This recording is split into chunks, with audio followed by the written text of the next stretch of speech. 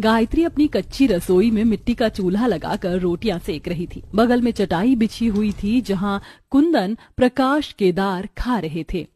माँ, इस बार तो तुमने कितना बढ़िया घी बनाया है, खाते ही मुंह में घुल गया।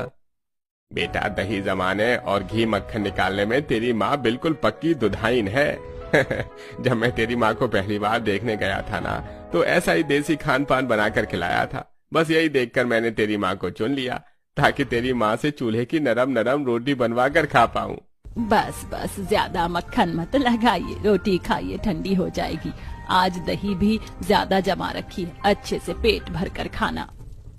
जहां एक तरफ गरीब गायत्री की पुराने जमाने की रसोई में से तड़के सुबह सुबह ताजे खाने की खुशबू उड़ रही थी, वहीं पड़ोसन राजरानी के नए जमाने की पकी रसोई में कुछ भी नहीं पका था।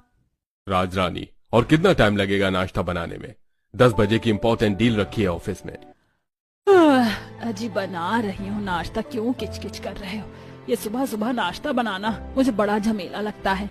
राजरानी ने नाश्ता बनाने का बोल तो दिया होता, लेकिन अभी तक उसने डिसाइड नहीं किया होता है कि क्या बनाना है। जहां उसके नए जमाने की फैसिलिटी वाली रसोई में fridge, chimney, microwave, bread machine, mixer machine, juicer machine, pressure cooker जैसे अनेकों उपकरण खाना पकाने के लिए मौजूद थे। जल्दी से चाय और पोहा बना देती हूँ, पर पोहा बनाने के लिए चिवड़ा पानी में भिगोना पड़ेगा, फिर मूंगफली, ड्राई फ्रूट भूनना पड़ेगा, फिर उसे पकाओ।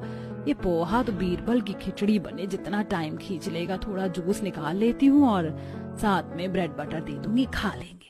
रसोई में हर सुख सहूलियत की चीज होने के बाद भी रसोई बचाने के लिए टोस्टर मशीन से ब्रेड सेक के वो मक्खन लगा देती है और जूसर मशीन से 2 मिनट में जूस बनाकर नाश्ता सर्व करती है। ये लो गर्मा गर्म हेल्दी हेल्दी नाश्ता हाजिर है, खा लो फटाफट से। ब्रेड मक्खन देखकर दोनों शक्ल बना लेते हैं। राजरानी, तुम्हारा ये ब्रेड बटर अब डेली का हो गया है। कभी ब्रेकफास्ट में कुछ अच्छा बना लिया करो, बस ये निपटाने वाला नाश्ता बनाकर फॉर्मेलिटी पूरी करती हो। अपनी पड़ोसन गायत्री बहन को देख लो, कच्ची मिट्टी की रसोईया, फिर भी इतना जायकेदार स्वादिष्ट खाना बनाती है कि महक सीधे नाक में आती है। गायत्री के खाने की तरफदारी और अपने खाने की निंदा सुनकर राजरानी तिलमिला सी जाती है। देखो जी, उस गंवार पड़ोसन से तो मेरी तुलना मत ही करो। आए दिन गोबर से आंगन लीपती है और उसी कच्चे आंगन में पकाना परोसना खाना करती है। उनको तो देख कर ही घिन चढ़ जाती है। मगर माँ, गायत्री आंटी की कच्ची मिट्टी वाली रसोई में कुछ भी पकता है तो कितनी दमदार खुशबू आती है। इतना ही बढ़िया खाना पकाती है तो जाकर उसकी रसोई में से ही क्यों नहीं खा लेते?